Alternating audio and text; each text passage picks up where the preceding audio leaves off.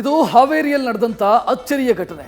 ನೂರಾರು ವರ್ಷಗಳ ಇತಿಹಾಸ ಹೊಂದಿದ್ದಂಥ ಹನುಮನ ದೇಗುಲವನ್ನು ಕೆಡವಿ ಹೊಸ ದೇವಸ್ಥಾನ ನಿರ್ಮಾಣಕ್ಕೆ ಗ್ರಾಮಸ್ಥರು ಮುಂದಾಗಿದ್ದರು. ಆದರೆ ಅದಕ್ಕೆ ವಾಯುಪುತ್ರನ ಅನುಮತಿ ಬೇಕಾಗಿತ್ತು. ಅಪ್ಪಣೆಗಾಗಿ ದೇವರ ಬಳಿ ಹೋಗಿದ್ದ ಗ್ರಾಮಸ್ಥರೇ ಬೆರಗಾಗುವಂತೆ ಪವಾಡವೊಂದು ಸಂಭವಿಸಿದೆ.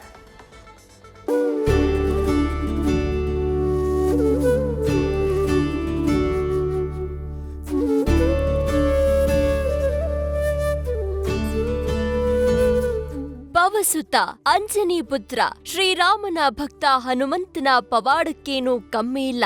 ನಂಬಿದ ಭಕ್ತರ ಕೈಬಿಡದ ಕೇಸರಿ ನಂದನ ಜನರಿಗೆ ಪವಾಡ ಮೂರ್ತಿಯಾಗಿದ್ದಾನೆ. ತನ್ನ ದೇಗುಲ ನಿರ್ಮಾಣಕ್ಕೆ ಆತನೇ ಅಪ್ಪಣೆ ಕೊಟ್ಟಿದ್ದು ಜನರೇ ಮೂಕ ವಿಸ್ಮಿತರಾಗಿದ್ದಾರೆ.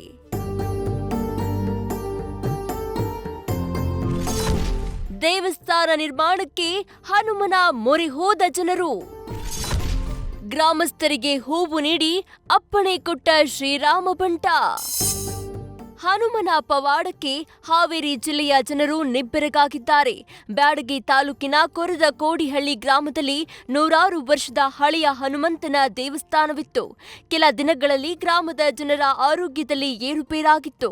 ಅವರು ಮನೆಗಳನ್ನ ಖಾಲಿ ಮಾಡಿಕೊಂಡು ಹೋಗಿದ್ದಾರೆ. ಅದಕ್ಕೆ ಗ್ರಾಮದ ಮುಖಂಡರು ಕಾರಣ ಹುಡುಕುತ್ತಾ ಹೋಗಿದ್ದು ದೇಗುಲದಲ್ಲಿದ್ದ ಹನುಮನ ಮೂರ್ತಿಯಲ್ಲಿ ಸ್ವಲ್ಪ ಮುಕ್ಕಾಗಿತ್ತಂತೆ.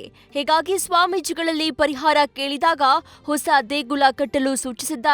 ಆದರೆ ಅದಕ್ಕೆ ದೇವರ ಅಪ್ಪಣೆ ಕೂಡ ಬೇಕಾಗಿತ್ತು.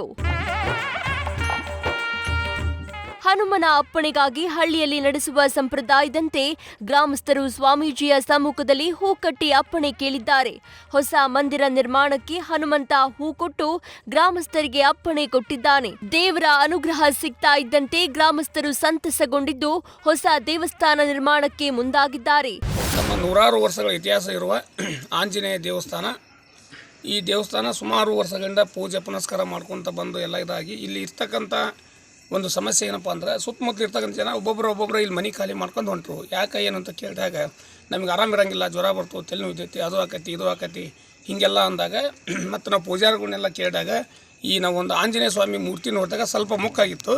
ಆ ಕಾರಣಕ್ಕೆ ನಾವು ಎಲ್ಲ ಸ್ವಾಮಿಗಳನ್ನ ಕೇಳಿದ್ವಿ. ಈ ಗುಡಿನ ಭಾಳ ವರ್ಷದ ಗುಡಿ ಇದು, ನೀವು ಹೊಸದಾಗಿ ಕಟ್ಟಬೇಕು ಅಂತಂದು ಹೇಳಿದಾಗ ಮತ್ತು ನಾವು ಹಿರಿಯರೆಲ್ಲ ಕೇಳಿಕೊಂಡು ಗ್ರಾಮಸ್ಥರಲ್ಲಿ ಒಂದು ಈ ಗುಡಿನ ಕಟ್ಟಬೇಕಂತಂದು ಹೇಳಿ ಪಜ್ಜರು ಬಂದು ಹೂ ಕಟ್ಕೊಂಡು ಇದು ಮಾಡಿಕೊಂಡು ಕೇಳಿದಾಗ ನಮಗೆ ಅಪ್ಪಣೆ ಕೊಡ್ತು, ನೀವು ಆರಾಮಾಗಿ ಗುಡಿ ಕಟ್ಬೋದು, ನೀವು ಇದು ಮಾಡ್ಬೋದು ಅಂತ.